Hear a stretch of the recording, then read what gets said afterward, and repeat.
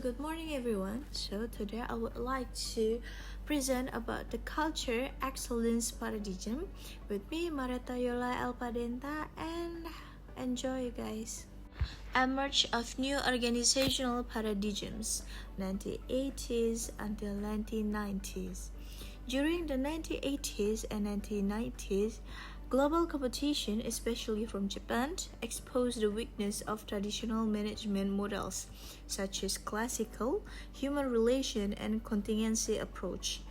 At the same time, rapid technological change, globalization, and neoliberal policies demand greater flexibility and innovation. This environment gave rise to the culture excellence paradigm, which positioned organizational culture as the key driver of competitiveness and success. And this is the principal features of the cultural excellence approach. The first one is culture as a competitive advantage. A strong, adaptive culture drives high performance. The second one is entrepreneurial leadership, which transformational leaders inspire innovative and change. And then lean structure, which is flatter organization with fewer bureaucracy layers. And empowerment and flexibility, encouraging autonomy, teamwork, and risk-taking. And this is the core attributes of excellence by Peters and Waterman's 8 principle. Is bias for actions, closeness to the customers, autonomy and entrepreneurships, and then productivity through people. The fifth one is hands-on, value-driven management, and the next one is stick to the knitting, focus on core business, and then simple form, lean stuff. And then the last one is loose, tight properties, balance between freedoms and control. And here are the core advantages of the culture excellence approach. The approach encourages flexibility and responsiveness, enabling organizations to adapt and uncertainty and turbulence. It boosts employee engagement by treating people as vital assets rather than cost. By linking value, vision, and strategy, it provides a framework and sustained competitiveness. Its simplicity and optimism also help it becomes popular and highly influential management philosophy. And here is the core disadvantages.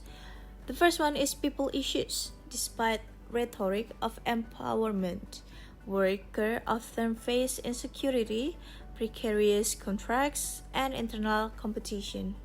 Second one is politics ignore.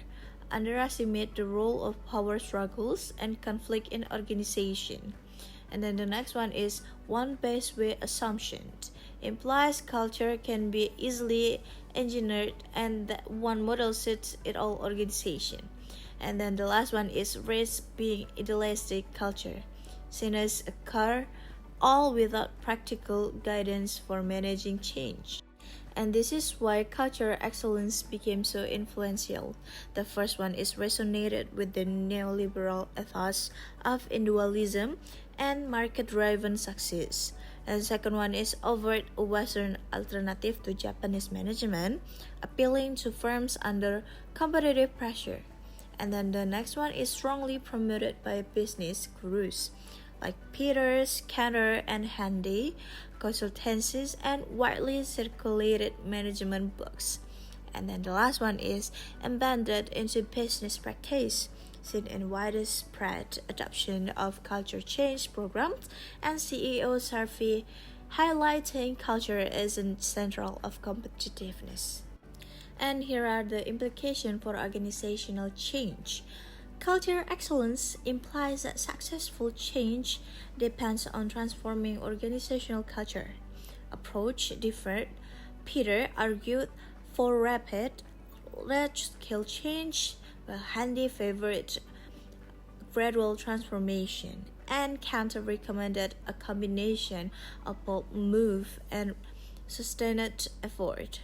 However, critics note the lack of practical guidance and the difficulty of reshaping values in reality.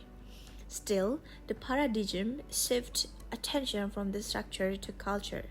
making culture central to how change and strategy are understood today.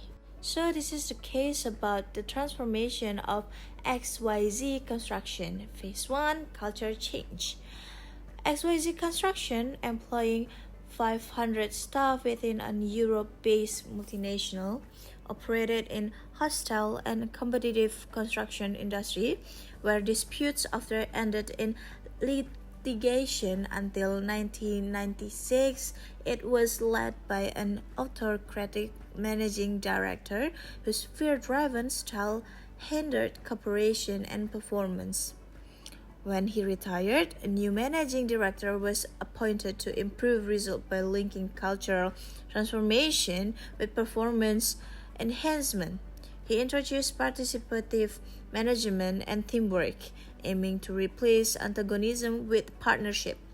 Between 1996 and 2000, several initiatives were launched. Kaizen programs encourage low-cost improvement, empowerment, and teamworking. A customer care program shifted the relation from conflict to collaboration. Investor people focus on staff development.